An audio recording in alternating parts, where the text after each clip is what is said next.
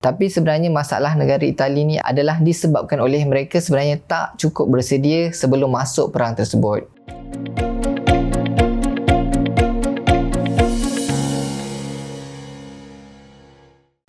Hai guys, so hari ni aku nak cerita pasal 7 buah negara yang mempunyai jumlah tentera yang terbesar semasa Perang Dunia Kedua. Sebelum Perang Dunia Kedua bermula, sebenarnya dunia tak pernah menyaksikan jumlah tentera yang begitu ramai terlibat dalam satu perang. Pada tahun 1934, cuma ada sekitar 10 juta orang tentera di seluruh dunia.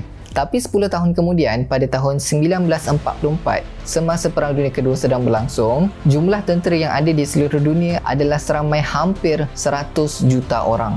Okey, tapi sebelum tu, bagi siapa yang belum lagi subscribe, sila tekan subscribe button, like dan juga share video ni.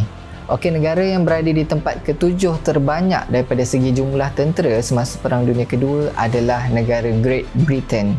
Britain mempunyai jumlah tentera seramai 5.9 juta orang. Dan menariknya, Britain ni sama macam Soviet Union telah menyerahkan ramai kaum wanita untuk berada dalam tentera diorang. Pada tahun 1945, 10% daripada jumlah tentera Great Britain adalah terdiri daripada kalangan kaum wanita. Nombor 6 adalah negara Itali dengan tentera seramai 9 juta orang.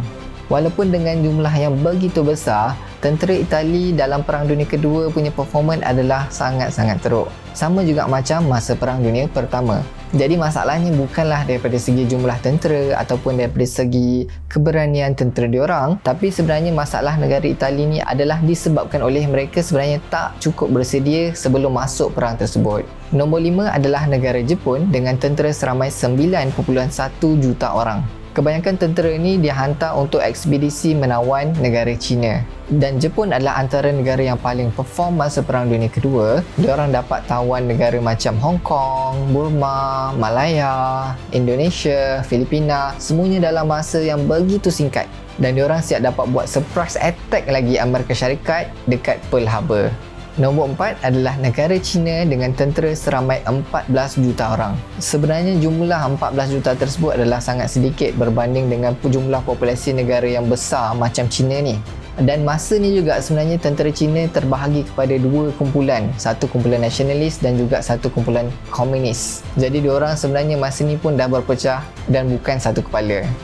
Nombor 3 adalah negara Amerika Syarikat dengan jumlah tentera seramai 16.3 juta orang. Tapi yang terlibat secara langsung dalam combat hanyalah seramai 5 juta orang je. Walaupun hanya berada di tempat ketiga daripada segi jumlah tentera, tapi Amerika Syarikat berada di tempat yang pertama daripada segi kekuatan tentera laut dan juga kekuatan tentera udara. Nombor 2 adalah negara Jerman dengan tentera seramai 17.9 juta orang tentera. Ini adalah 1/4 daripada jumlah populasi rakyat Jerman sebenarnya. Dan semasa Perang Dunia Kedua meletus, tentera Jerman ni punya performance adalah sangat-sangat baik, especially dengan strategi serangan pantas diorang masa tu yang kita panggil sebagai Blitzkrieg. Dan akhir sekali, negara yang mempunyai jumlah tentera yang paling besar semasa Perang Dunia Kedua adalah Soviet Union dengan jumlah tentera seramai 21 juta orang. Walaupun kita selalu refer Soviet Union ni sebagai Rusia, tapi sebenarnya hanya separuh saja daripada jumlah tentera Soviet Union ni adalah daripada Rusia. Separuh lagi adalah daripada etnik-etnik lain seperti Ukraine, Belarus, Lithuania, Poland dan macam-macam etnik yang lain lagi. Okey guys, so itu adalah senarai 7 negara yang mempunyai jumlah tentera yang paling ramai semasa Perang Dunia Kedua. So kalau korang ada soalan ataupun ada cadangan nak dikongsikan, just type je komen kat bawah ni. Dan jangan lupa subscribe channel ni, like dan juga share video ni. Bye.